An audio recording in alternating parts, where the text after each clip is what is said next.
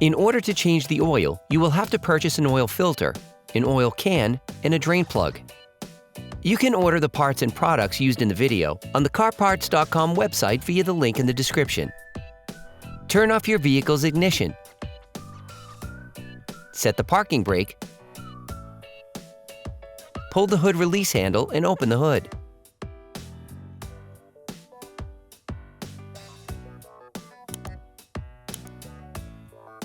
Open your oil filler cap. This will facilitate the flow of oil when draining. You can then remove the skid plate, if present, to access the drain plug. You can now see the drain plug. Unscrew the drain plug with the help of a ratchet and a 13mm socket. Start the process with the wrench and finish it off by hand. Be careful on the last few turns. The oil can squirt suddenly.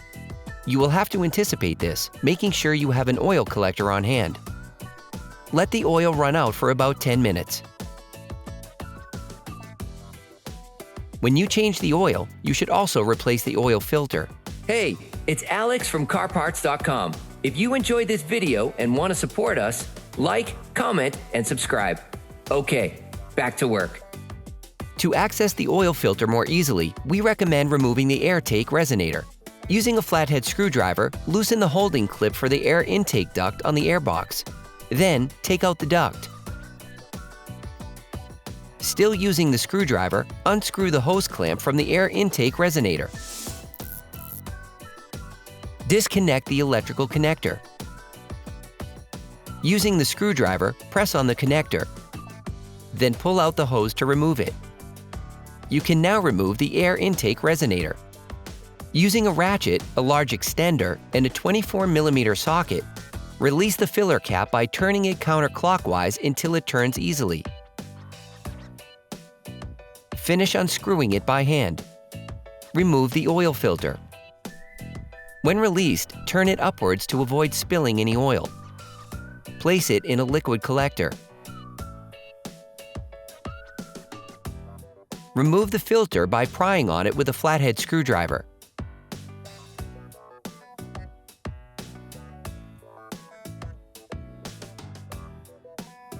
Using a fairly thin flathead screwdriver, remove the rubber O-ring located under the flange of the cap.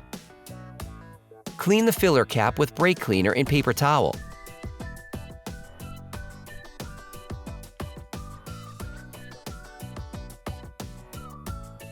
You can order the parts and products used in the video on the CarParts.com website via the link in the description.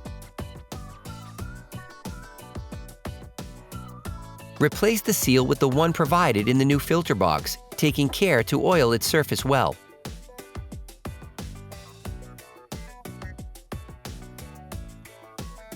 Take the new filter and insert it into the cap. You should hear a click as it locks into place. Screw the filter back on by hand until it makes contact. To tighten it, use your ratchet, the extender, and the 24mm socket. Be careful. With this type of oil filter, sometimes the new seal is too thick, making the actual tightening more complicated. So, make sure that the flange of the cap is pressed against the metal motor support. Finish tightening using a torque wrench. Put the air intake resonator back in place.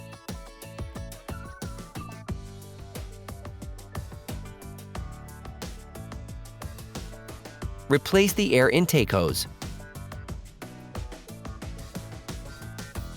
Then, screw the hose clamp back on. Reconnect the hose. Put the electrical connector back in. Screw the air intake resonator hose clamp back on. Replace the drain plug with a new one. Then, screw the plug back in. Start by hand, then finish off using a wrench, without being too forceful, of course. Put the skid plate back in place. If you want to know which tools and parts we use in this video, just check the description and you'll find everything you need.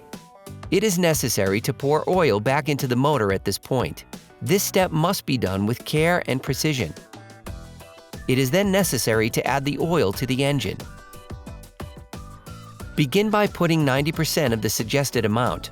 This will leave you a large enough margin to adjust the level of oil appropriately. You can find in the tutorial's description the exact quantity of oil recommended for your car. Close the oil fill plug.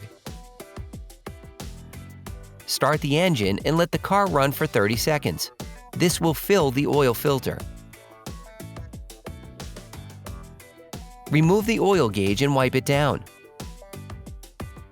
Plunge it back into its sheath. Remove it again and check the oil level. The optimal level is near the maximum, but be careful to never go over it. Based on the level indicated on the gauge, readjust to obtain the optimum amount. Operation complete.